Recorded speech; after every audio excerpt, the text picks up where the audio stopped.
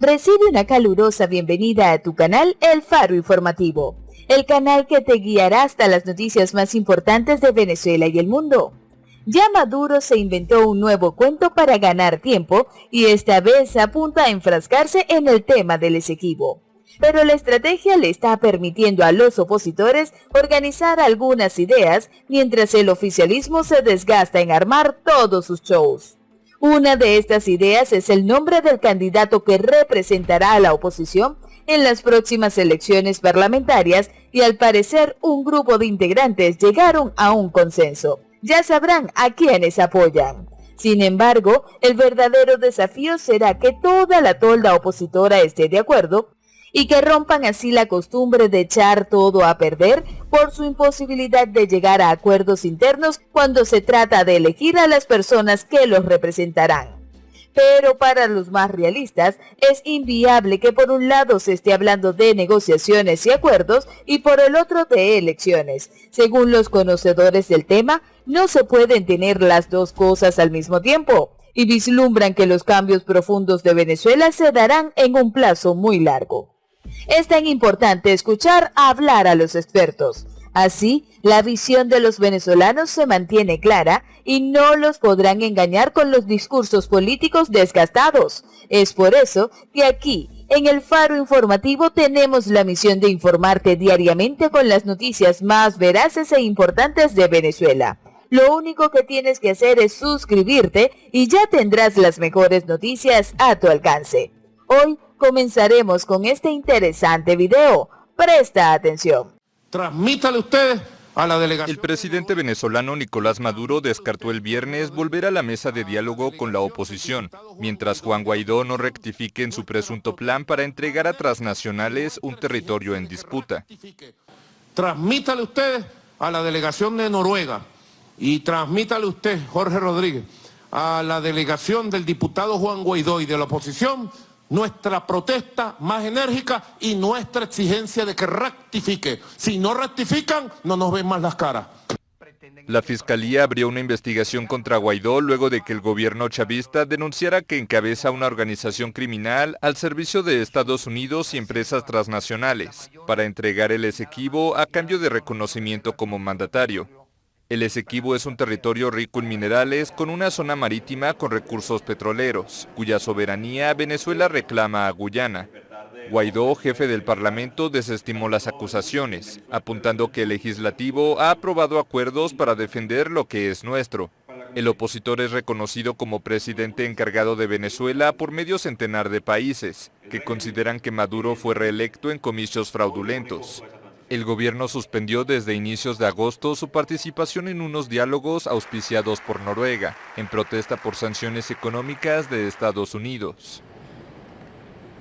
Tal y como lo anunciamos, un grupo de partidos opositores con representación minoritaria en el Parlamento anunció este viernes que respaldará al actual presidente del Legislativo, Juan Guaidó, para que continúe en el cargo durante el año 2020, cuando corresponde elegir un nuevo líder.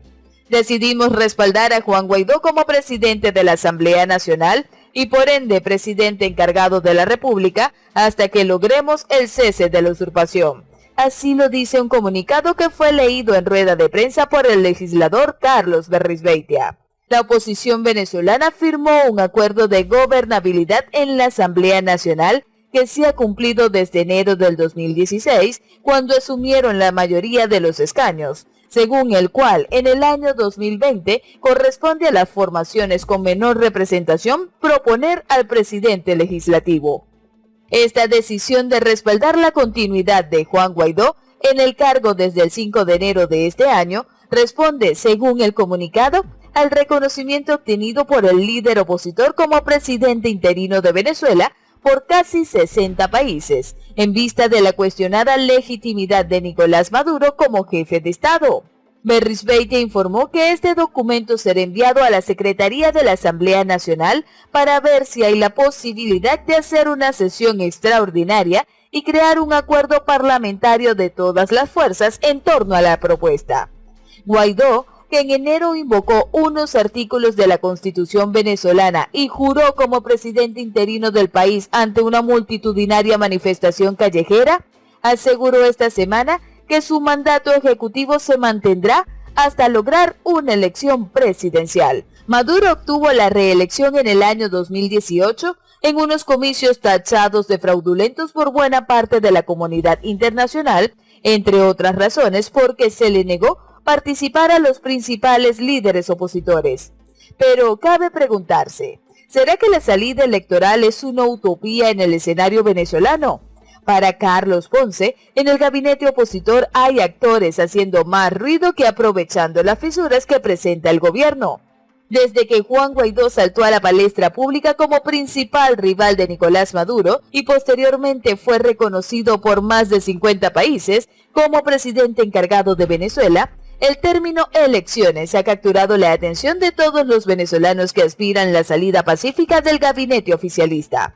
Aunque los gobiernos aliados del líder opositor han surfeado varias estrategias, el paso número 3 del famoso mantra del presidente de la Asamblea Nacional, cese de la usurpación, gobierno de transición y elecciones libres, parece estar más lejos de lo que muchos creen. A juicio de Carlos Ponce, analista y profesor de la Universidad de Columbia, la oposición venezolana no cuenta con un plan estratégico destinado a consolidar una salida electoral. Si ahorita tú vas a ir a un escenario electoral, tú abiertamente lo dices y preparas tu escenario electoral y así haces que la gente esté en la calle preparándose para unas elecciones meses atrás y teniendo todas las condiciones dadas. Si tú vas a una confrontación de calle para generar una inviabilidad de un régimen y obligar al régimen a buscar una salida, tú la implementas, pero tú no puedes tener esas dos cosas al mismo tiempo. Irte a negociar a Noruega, después estás hablando de que la gente tiene que organizarse. No veo claridad.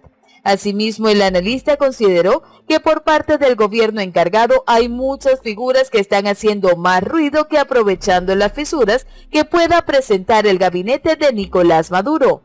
Tienen que unirse, tienen que dejar los egos de lado, tienen que tener un proyecto y una estrategia común. Si la oposición en Venezuela sigue dividida, el gobierno va a hacer lo mismo que ha hecho durante todo este tiempo.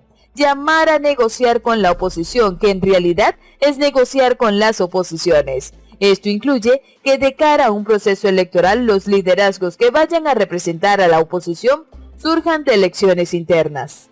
Finalmente, ¿es efectivo el diálogo en Noruega? La historia relata varios episodios donde la capacidad de diálogo entre los actores implicados en un conflicto cumplen un papel preponderante, pero para el doctor Sobato, la experiencia última en Venezuela lamentablemente sobre diálogos no es tan positiva. En gran medida, el diálogo ha ido perdiendo legitimidad porque, con razón, desde la oposición, se los ve como una manera de ganar tiempo, consolidarse en el poder y tratar de dividirlos, porque las diferentes partes de la oposición muchas veces tienen diferentes perspectivas sobre hasta qué punto negociar. Según Socato, los comicios presidenciales han sido siempre la clave para transitar del autoritarismo a la democracia, pero en el caso venezolano, una probable solución electoral realizada a través de una negociación no se concretará por sí sola, sino por la unión de varios factores. Primero, presión interna, es decir, manifestación de calle. Segundo, presión diplomática. Tercero, sanciones personalizadas. Cuarto, negociación. Sobato agregó que el mecanismo de diálogo tampoco ha arrojado las condiciones básicas para aclarar no solo quienes tendrían que competir en votaciones presidenciales adelantadas, sino con las condiciones mínimas para que los mismos se lleven a cabo con total integridad. En otras palabras, que sean libres, competitivas y sin manipulación. Yo creo además que en principio Maduro no debería estar en el tique y yo diría que preferentemente Guaidó tampoco, de manera tal que quienes negocien las condiciones del proceso electoral no sean los que se están beneficiando. El chavismo debería proponer un candidato y la oposición debería proponer otro. Además dijo que existen muchísimas cosas asociadas al voto que realmente si no haces una planificación de 6 meses o de un año antes, es imposible tener condiciones electorales óptimas para salir de una dictadura que está apoyada por grupos criminales por narcotráfico. Eso es muy difícil de sacar. Así lo destacó Ponce. No obstante, un proceso electoral presidencial no solo conllevaría a un gran lapso de tiempo para organizarlo, ya que se debe integrar el cambio de los rectores del Consejo Nacional Electoral y el saneamiento del padrón electoral, dentro y fuera de Venezuela, sino que traería adherido un mecanismo de negociación mucho más profundo y detallado. Según los analistas, por ahora, este año no debería despedirse sin tener una planificación realmente firme que trace los pasos a seguir en el año 2020, más llenos de sueños y esperanza que de resultados concretos. Y así finalizamos por el día de hoy. Por favor, no olvides dejarnos tus comentarios. Esto fue El Faro Informativo.